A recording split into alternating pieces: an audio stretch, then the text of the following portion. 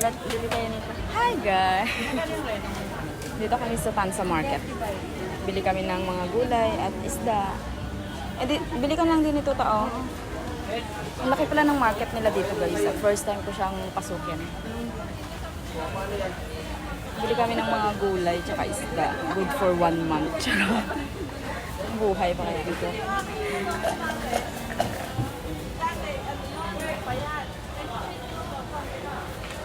Ay, sandali ito. Ayan tao, bilik ka. Bumalik na sa kita niya. Pakinilin na lang. Then, sinigang ka. Ito ka, oh. Meron tayo doon sinigang sa gabi. Di ba? Char. Ilan?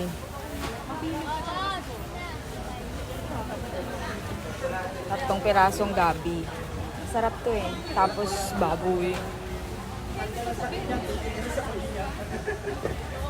Gulay. Mura daw mga paninda nila dito guys. Yung buhok ko talaga. Dahil sa atin. Tapa, ano mo nga tapa, doble mo ng plastic. Natin nanay. Ang dami namin nabili. Ito kayo lagyan mo. Kain ko yan, hindi mo ano? Pinotol. Ang gagainin. Hindi mo pinotol. Atin sa gitna. Oh, yun tayo. Atin sa gitna. Yes. Yay, double. Ito napakasarap. Ang fresh ng mga isda nila dito. Sarap na, parang pagsapon. Tanigi ang pinakamasarap sa lahat. Kasunod, bibilihin. Parang pang isang buwan talaga to ta. Buwan talaga yan. Ang bigat eh, ang dami ng pinamili namin. Puro muna yan. Napakagandang isda. Halos lahat yata ng gulay binili ni tita eh. Wala bang malunggay? Ay, ano? Yung lahat na nasa ano, bahay kubo. Uy, tama, hulog. Baboy na lang ang bibili namin. Nandito na kami sa karne. Bibili kami ng atay. Atay ng baboy. Hindi. Atay ng manok pala. Di pa. Ayun oh. Ito ba? Hindi, ayun oh. Hindi siya botol siya. Hindi siya buo. Ano hindi bo? Pork chop. Hindi siya... Oo, mas okay nga yan. Okay to?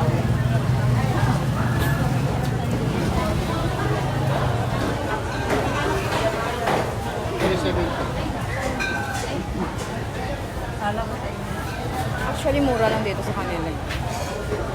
Compare sa ano. Tsaka fresh pa. Tapos, umaga lang daw dito meron. Paggabi na, or paghapon na, wala na to. Ganun. Naghahanap kami ng arenola ni tita. Wala silang...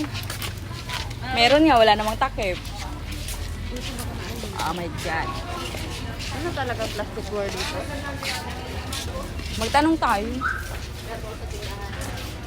Ay, parang ilan? Dalawan na ba? Dalawa na lang. Kalokan, nakakapagod yung ano. Ang laki oh, ang bigat. Naghanap kami ng arenola ni tita kasi yung ginagamit is yung balde. Kunin ko na. Asa na ba yun?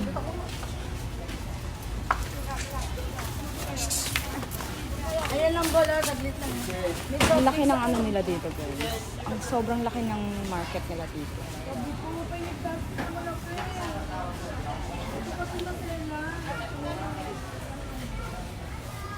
Tapos na kami sa gulayan, sa isdaan, sa baboy, sa karne. At then dito na kami sa mga, ayan, sa mga dry goods. Dry goods ba ito? Iniwan ako ni tita na wala na siya. Wait lang ah.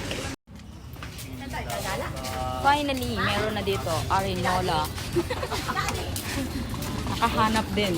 Oops. Ayan. Ano ba yan? Pinakamaliit.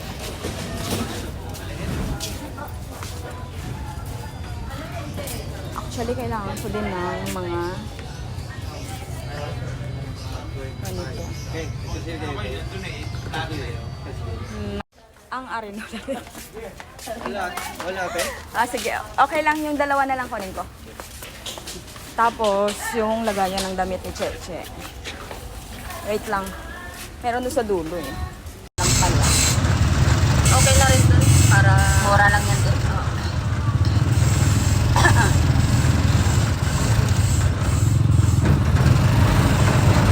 Ang bilis lang natin na malengke.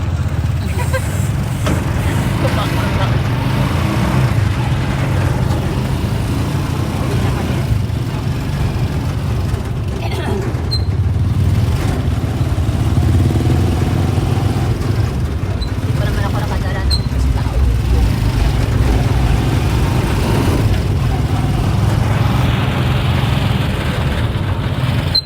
Amoy tuyo.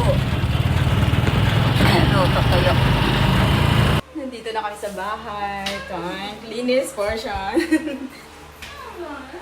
Linisan ko muna lahat ng pinamili namin. Ang nasamid, kumusta ta? Nasamid. Nalamit ako sa puto. Yung puto, masarap siguro yung puto langson. Ano? Ba't ka kumakain din? Ano kinakain ito? Gusto niyo nga kumain eh. Naglakad-lakad sila sa labas kanina. Okay guys, maglilinis muna ako ng aking pinamili. Hindi ko alam kung kasya ito sa refrigerator. Thank you so much for watching. Bye-bye.